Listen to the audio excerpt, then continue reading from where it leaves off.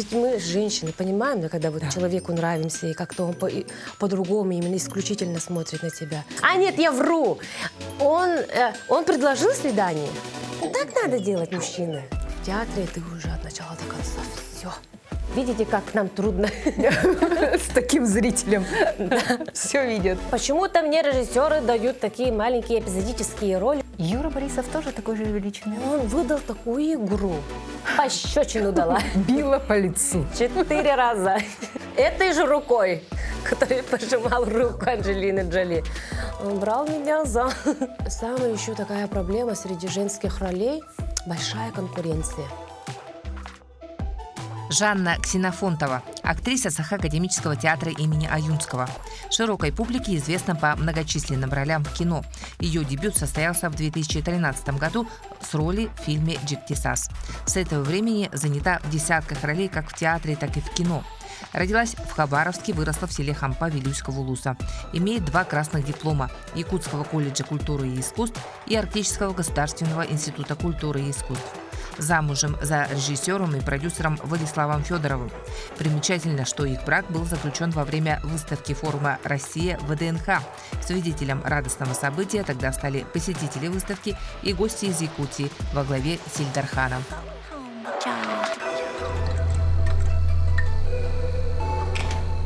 Жанна, добрый день. Я Добрый так рада день. видеть. Здорово, что вот во всей занятости и суете нашлось время для того, чтобы к нам заскочить. Наконец-то. Я так хотела к тебе попасть, Анна. Да? Ну, здорово. Слушай, давай начнем сразу вот с этого публичного факта очень интересной регистрации брака. О, давай. Ну, в принципе, вы же еще молодожены считаетесь, да? Ну да, молодожены. Год уже прошел Да. после регистрации. Такой медовый год. Да, если мы немножко бы раньше друг друга нашли, то, наверное, А как не так знаю, получилось, что нашли наконец-то? Получилось так, что мы с ним давно знакомы. С Ну, потому что вы же в одной 2007 года знакомы, мы жили в одном общежитии. Но, тем не менее, мы друг друга давно знали. И потом, когда вот он меня нашел в соцсети, начал там писать. Угу.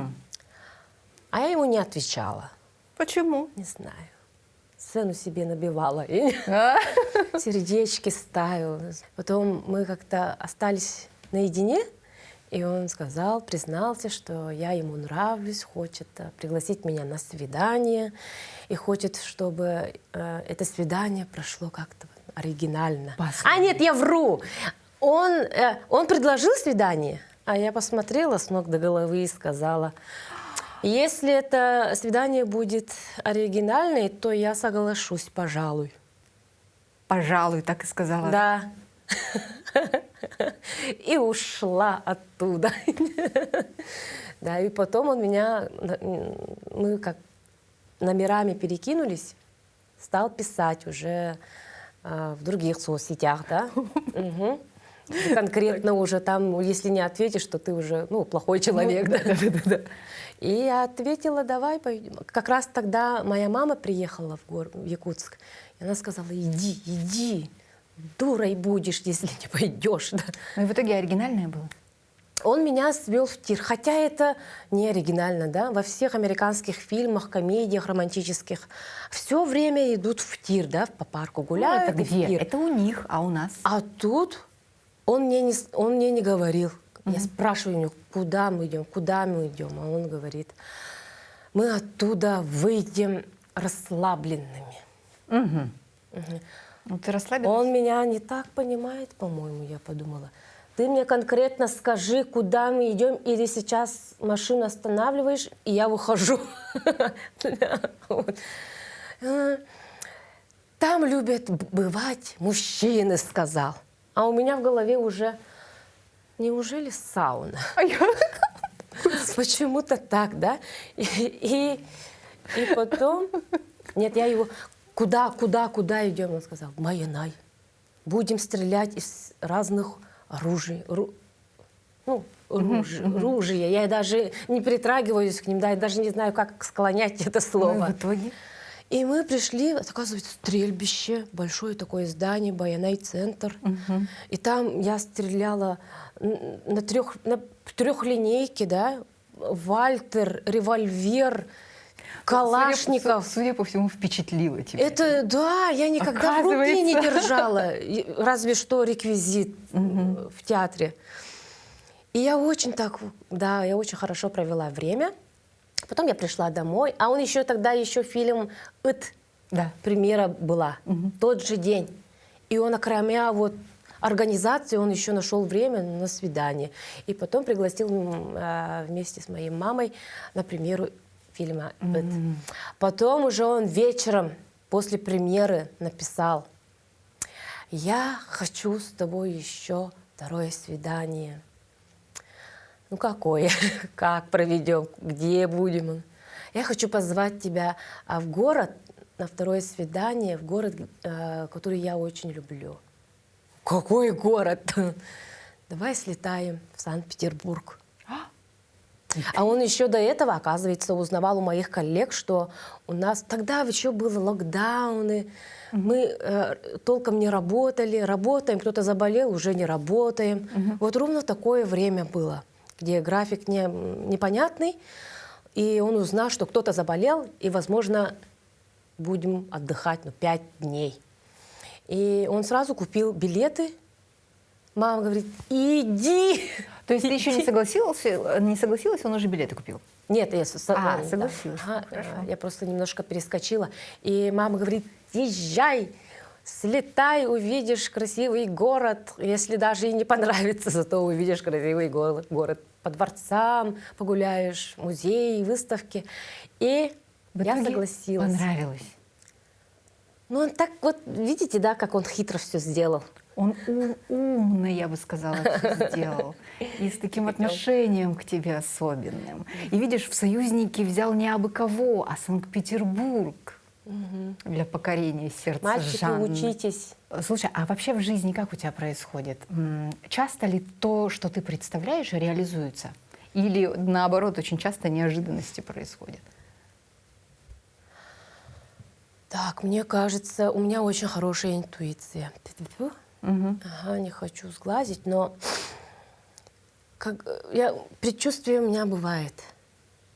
Вот недавно ситуация, да, одна актриса мне приснилась. Мне она никогда не снилась. И вот я в предбаннике за кулисами находимся, ну, во сне.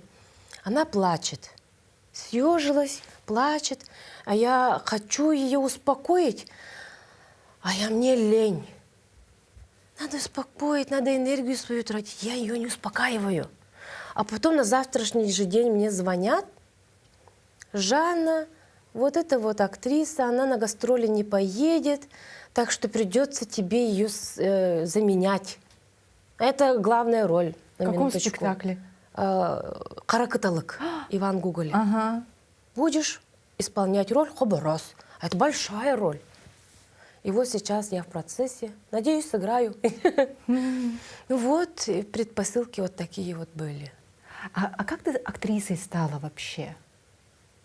Это же, наверное, как-то не очень очевидно или очевидно было с детства? Очевидно. Очевидно, да? Да. Мой дядя был оперным певцом, Иван Ксенофонтов. Мой отец режиссер, в Вилюйском Улусе работает, у него своя театральная школа, интернат. И каждый год они ездят по России и занимают только первые места в театральных детских фестивалях. А ты у него занималась? Я у него занималась. И поэтому как бы это было очевидно. Я очень грезила, я очень хотела быть актрисой.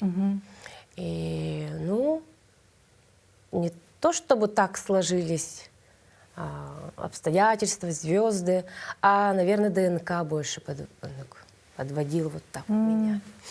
Это есть, да? Да. А у вас же несколько братьев, сестер, несколько детей в семье? Нет, я старшая. У меня младший брат на 5 лет младше, Ваня. А он? Он Тоже холостой, девочки. Тоже может в Питер свозить. Так, а он актер? А он не актер, он любит снимать, он за кадром. Все равно, Он делает да, видео творчество. и снимает, даже, ну, и хочет внедриться в киноискусство. Ну, тоже вот около. Якутское слово такое есть, утумнаган. Я верю в него. Вот Алексей, Екатерина Егоровы, да? Ну, дети, вот Эркен, все вот. А у Эркена дочь Мюрегей Дочь, тоже поет. Ну, вот какая-то вот наследственность. И мой прапрапрадед был Олом Косутом, Аманаске. Он достаточно известный в Вилюйском Улусе. И мне кажется... И папа еще пишет пьесы. Да. Ну тогда ты вообще со всех сторон на своем месте находишься. А мой дедушка Иван Алексеевич, он был алгыщет. Поэтому вот как-то вот все, творческие люди. А ты актриса театра и кино. Что тебе ближе, театр или кино? Много раз спрашивали. У меня до сих пор остается основной работой это театр. Театр, конечно. Да. Еще раз повторюсь, наверное. Кто-то, какой-то актер у нас сказал, что театр — это жена, Так. а кино — это любовница. Да. И там надо внимание давать, но все-таки быть семьей. Основное, да? Основное Кровь это от крови. театр. Но кино тоже имеет свои прелести, абсолютно.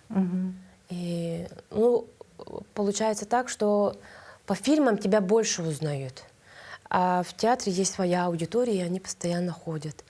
Как вот молодежь, да, ну, в основном, ну, будем честны друг перед другом, не так уж ходят. Но зато они смотрят фильмы, поэтому на улице Ну вот для больше по узнаваемости, конечно, лучше кино, да? Да. В плане популярности. А вот для тебя, что тебя делает счастливее, что ли, что тебя больше наполняет, кино или театр? театр. Да? Потому что ну, там от начала до конца играешь. А в фильме ты особо такого нет. Вот будем снимать 4 сцены. 4 сцены снимаются, и они могут быть в разброс. Тут даже не можешь понять, где какая наполняемость. Тут надо ухищряться как-то, профессиональность свою включать. Но, тем не менее, и все это в одну нитку, свою роль, прожить невозможно. Ну, всё так, вот так эпизодами, да? Штрих-пунктиром, эпизодное. А в театре ты уже от начала до конца все. И в конце уже, когда поклон, там тоже, вот когда зритель аплодирует, это тоже вот все. Я сделала правильно. Жанна молодец. Поклон. Слушай, а якутский зритель, он же отличается от российского, например? Да, очень. Да? То есть у нас, например, чтобы овации сорвать, чтобы зал встал, мне кажется, это надо очень много сделать, очень много вложить. Вот у меня такое субъективное ощущение. Наш зритель очень искушенный и очень даже профессиональный. Других мы бываем с гастролями в разных городах, и это очень разительно отличается зритель. Наш зритель еще, и чтобы он поверил, тут надо очень много работать. И читаешь строки, а играть-то надо межстрочье. Вот. А вот якутский зритель, он больше такой профессионально смотрит. И вот однажды я была еще в обсуждениях, хакасский фильм показывали. Производство Хакасия, и показывают этот фильм якутскому зрителю. Потом обсуждение. Женщина спрашивает, взяла микрофон, ну, скажем, 50-60 лет, ну, где-то между, плюс-минус. И она, знаете, что выдала? В середине цветокоррекция поменялась или как? Или я ослепла? И директор кинотеатра Лена Алексей Алексеевич Эркен. Вот видите, как нам трудно с таким зрителем.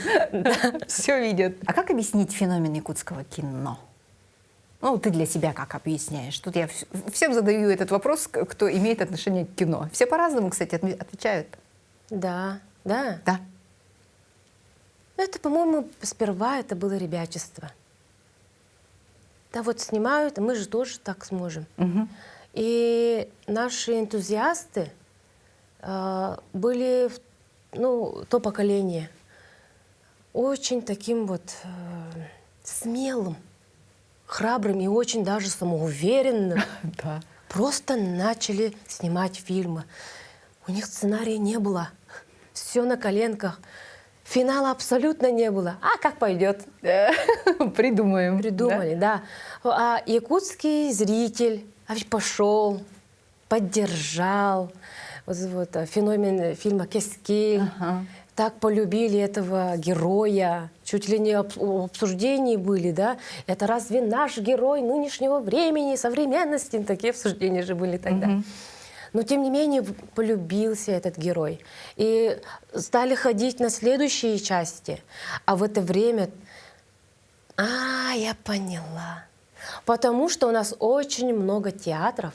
И мне кажется, Михаил Николаев, наш Первый президент. царство ему небесное, открыл очень много институтов, театров. И поэтому... А мы с ДНК-код, что еще? Эбегалер Бицагаттан, да? Любим осохай, олон косуты, чабыргастар, тоюксуттар и комышуттар. И поэтому, наверное, это тоже у нас в ДНК есть. Какая роль для тебя, ну, такая вот самая близкая, самая яркая, может быть? Все роли любимые. Ну, это понятно. Как все дети любимые у родителей, знаешь. Но все чуть-чуть по-разному все равно. Вот этот вот в старости я на него положусь, а вот этот вот ребенок там еще в чем-то. Фильмам почему-то мне режиссеры дают такие маленькие эпизодические роли, что... Как бы я сейчас ответила? «Топтал» фильм, «Топтал», Яна. Я после этого фильма, меня стали очень много узнавать. И начали приглашать во многие проекты. Так что это, наверное, роль, которая была моей путеводной звездой. А еще у тебя есть опыт близкого контакта и близкой работы с самым, наверное, хайповым на сегодняшний день российским актером. Это Юрой Борисовым. Да? Да. И мы находимся в предвкушении премьеры. Я про «Кончится лето» говорю. Да, скоро будет, 27 февраля. Приходите. Там вот какая особенность? В чем Какая хорошесть фильма? Ой, я не хочу спойлерить, но там Юра Борисов очень хорошо играет. У него в каком-то моменте, где-то в середине фильма, есть микроигра актерская, которая, по моим наблюдениям, у современных российских актеров я не видела, допустим. А у кого видела? Смоктуновский, вот советские фильмы, там... Евстигнеева. Да, вот Леонов, Олег Даль, как они играли, они Они не играли, они жили, они говорят. жили, они... Юра Борисов тоже такой же величины. Он выдал такую игру. И вот такого великого актера, может быть, великого русского актера в будущем, который войдет во все хрестоматии. Наша Жанна Пощечину дала. била по лицу. 4 раза. За что? За что? Было за что, скажи. Владимир Манкуев, большое тебе спасибо за эту возможность. Да. Он По сейчас сценарию, подает, здоровается с Анджелиной Джоли, а я его 4 раза. Но он этой же рукой, которой пожимал руку Анджелины Джоли, он брал меня за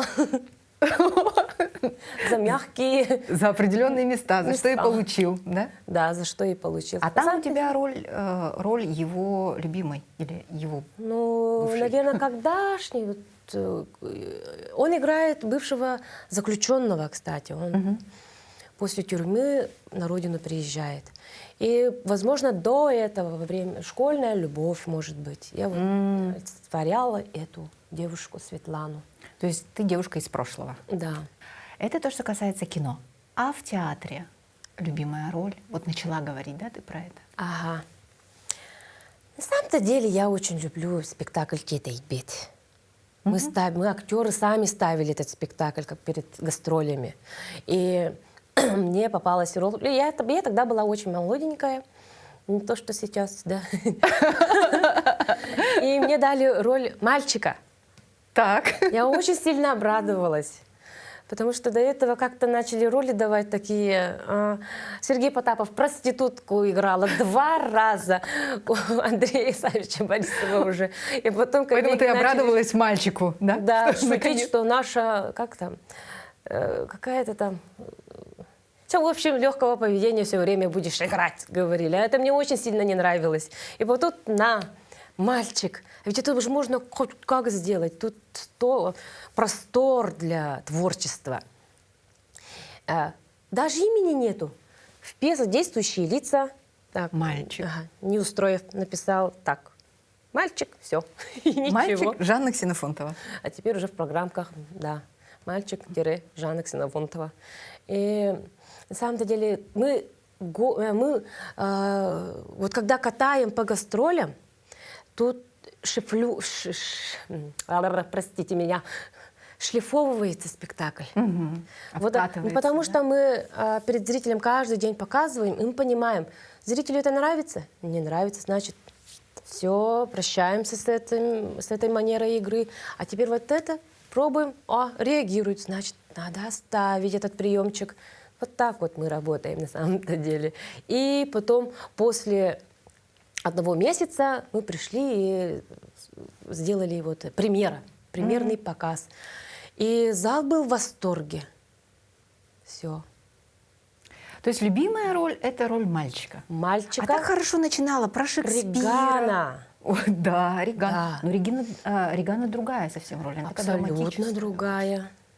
Тут мне было очень сложно, потому что премьера в 96-м году была, и то в Москве еще показывали. Конечно, первый состав — это легендарный состав. А кто Регану Мою играл? роль вот Регана играла Елена Диасовна Румянцева-Сергеева. Ой, тогда мы видели старый VHS-материал, то, как они ходят, какие они молодые, как все это было прекрасно. И еще Андрей Савич поднатуживал нас. Ну да, вот даю тебе эту роль. Ну, выплывешь ли ты? Дотянешь ли, да? Дотяну ли я? И было очень короткое время работы, репетиции, было очень мало на самом-то деле. И мы все, которые уже, новый состав, нам было очень трудно. И до сих пор мне снятся сны, что мы играем этот спектакль, а я все слова забыла, и еще зритель уже показ. У нас есть такие сны триггерные у актеров. Один и тот же сон снится всем нам. Страшный кошмар. Страшный кошмар. Во Забыть. время показа забываем, или вообще забываем, что у нас спектакль идет, или вообще не можем найти выход на сцену. Что-то там ограждается, что-то там дверь захлопнулась, вот так. Я должна быть на сцене, этого не получается. И как в этом во всем сохранять здоровье ментальное? Вот скажи, пожалуйста, есть у тебя секрет, как ты отдыхаешь? Потому что у вас же бесконечная вот эта вот череда ответственностей. Это же колоссальная ответственность. Каждый вечер вы выходите в эту ответственность. Мне кажется, это стресс. Не каждый это сможет в этом жить. А как ты отдыхаешь? Как ты переключаешься? Как ты восстанавливаешься? Да, ты Скажи. абсолютно права. Очень правильный вопрос, Анна. Потому что действительно очень среди актеров, да, будем честны, попадают в психлечебницу, Да-да. не могут, ментальное здоровье нарушается. И самая еще такая проблема среди женских ролей — большая конкуренция. Вот определенный режиссер планирует поставить какой-то спектакль. И вот уже начинается тут. Так, кому же доверить распределение? И во время распределения ты уже волнуешься. Когда какой спектакль «Гиганты горы», я поняла, что 2 состава было.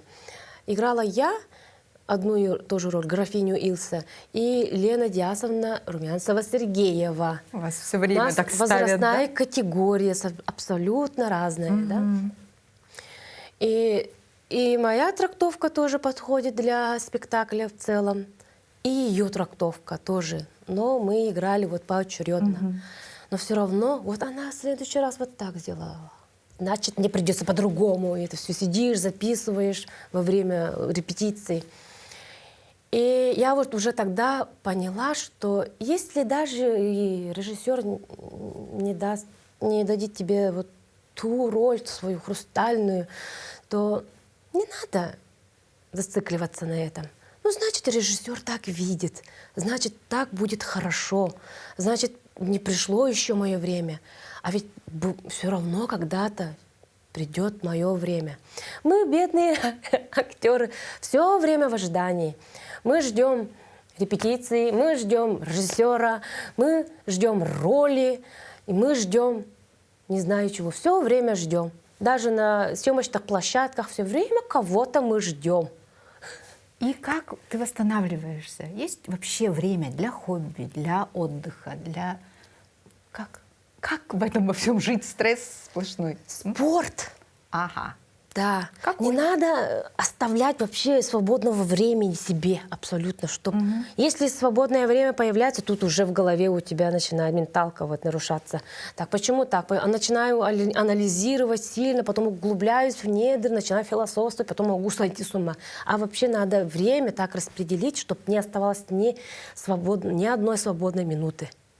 Только тогда можно не свихнуться, мне кажется. Я сейчас, я люблю волейбол, у меня кардио и люблю бассейн. Плавать. Да. Плавать люблю. И это меня очень сильно успокаивает, расслабляет. И во время вот процесса, когда я плаваю, я начинаю думать о приоритетах. Что это мне сейчас дадит? Надо мне или не надо? Вот сама себя успокаиваю. Это такая хорошая, абсолютно лучшая терапия. И я актеров тоже. Не оставайтесь одиноки, в ожиданиях. Надо открывать свое сердце и какое-то хобби заняться. И чтобы это тебе нравилось. Мне кажется, это не только для актеров пожелания подходит, а вообще для всех наших зрителей. Да. Да? И это прекрасный финал нашей встречи. Ну, уже все, да? Хотя бесконечно хочется еще разговаривать, Жанна. Приходи к нам еще. Ну, запись закончится, мы еще поговорим. Придешь еще к нам? Давай. Отлично. Я всегда рада. Я очень счастлива, что, Аня, ты меня позвала, потому что ты очень хороший собеседник, отменный. Спасибо. Люблю тебя слушать, ты так правильно говоришь. Я по многому учусь, даже у тебя на соцсети смотрю, наблюдаю. Спасибо. Тебе спасибо.